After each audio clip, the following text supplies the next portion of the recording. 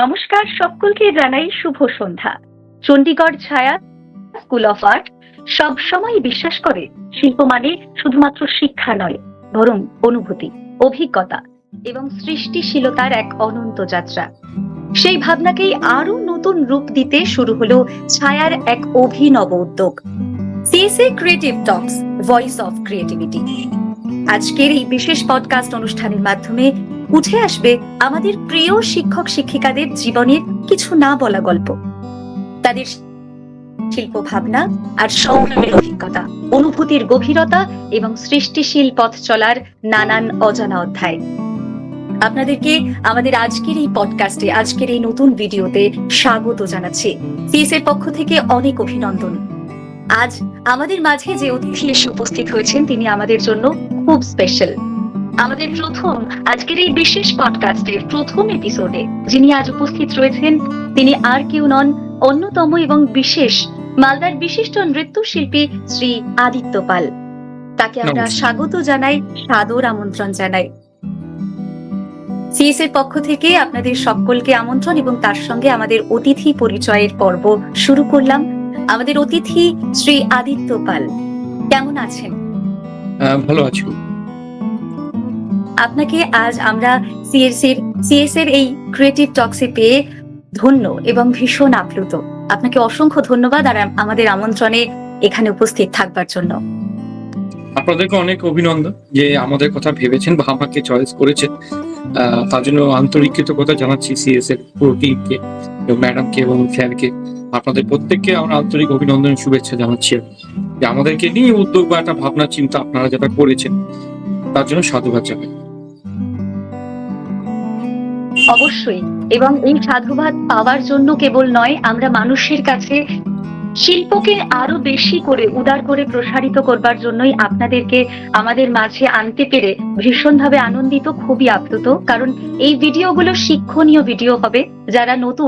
যারা নতুন পথযাত্রী এই শিল্পের যাত্রাপথে, তাদের জন্য ভীষণ সহযোগিতা করবে এই সমস্ত ভিডিওগুলো এবং অবশ্যই আপনাদের মূল্যবান বক্তব্যগুলো। তাই আজ শিল্প নিয়ে অনেক কথা বলবো, অনেক গল্প করব, শুনবো আপনার শিল্পের যাত্রাপথের কথা, আপনার অভিজ্ঞতার কথা। প্রথমে সিএসএ ক্রিয়েটিভ টক্সে আপনাকে স্বাগত জানাচ্ছি। আর আমরা চাইবো যে দর্শকেরা আপনার মতন এই বিশেষ ব্যক্তিত্ব সম্পন্ন একজন মানুষেরও পরিচয় পাক। একটু যদি দর্শকদের জন্য নিজের পরিচয় আপনি নিজের ভাষায় দেন। আমার নাম হচ্ছে আদিত্য পাল, আর ছোটবেলার ডাক নাম হচ্ছে পাপ্পু। পাপ্পু আমাকে বলে সবাই, কিন্তু ভালো নাম হচ্ছে আদিত্য পাল। আমি মালদা জেলার বাসিন্দা। প্রাথমিকভাবে আমি আগে ছিলাম আমাদের দেশের বাড়ি পূর্ণিয়া, বিহার। তো সেখান থেকে পড়াশোনার জন্য ছোটবেলায় চলে আসা এখানে। দাদা দিদিও এখানে চলে আসে প্রথম থেকে, বড় মাসি এবং মামার কাছে মানুষ। তারপর আমি বাবা মার কাছে, এবং আমার মা যেহেতু গানের শিল্পী, দূরদর্শনের শিল্পী, শ্যামা সঙ্গীত প্রচুর করতে, তো মা যেতেন ছেলে অন্তত আমাদের এই কালচার লাইনটাতে যাক। মার প্রেরণাতেই আমার প্রথম এইখানে আসা। তারপর আমার নাচের জগতে পা দেওয়া। ছোট থেকেই আমি কুচি অবস্থা থেকে নাচ করতাম। তো পাড়ার সবাই বলতো না, ছেলে নাচের দিকে খুব ভালো। তো সেইভাবেই আমার যা ছিল, ছোট থেকে কলেজ স্কুল সব পাস করে তো নাচের জগতেই আমার আশা। এটাকে প্রফেশনাল করি, এটাকে নিয়ে আগে চলি, আর এখন এটাকে নিয়েই চলছি।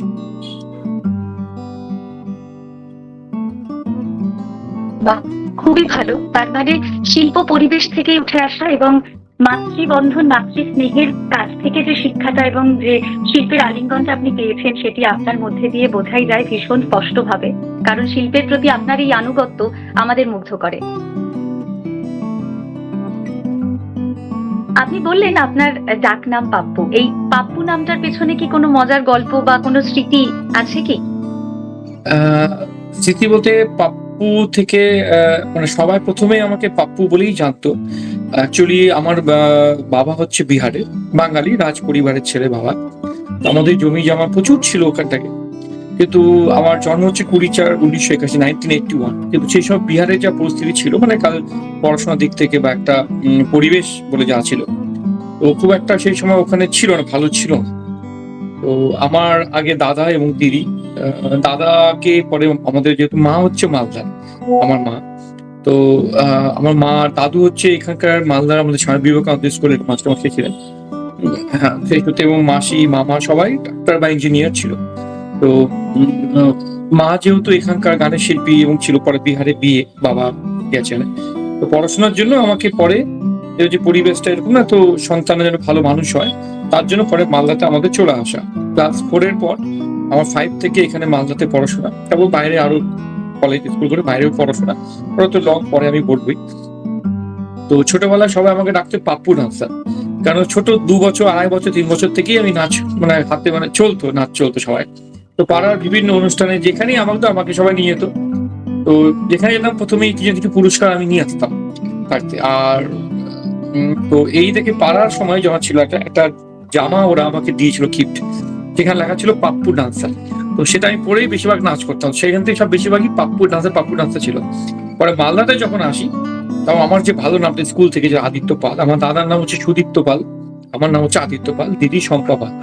তো সেই ছিল, সেখান থেকে আমরা করি, সেখান থেকে আমরা মানে চলতে গিয়ে, তাও আমরা আদিত্য বলে এখান থেকে আস্তে আস্তে সবাই উত্থান শুরু হয়।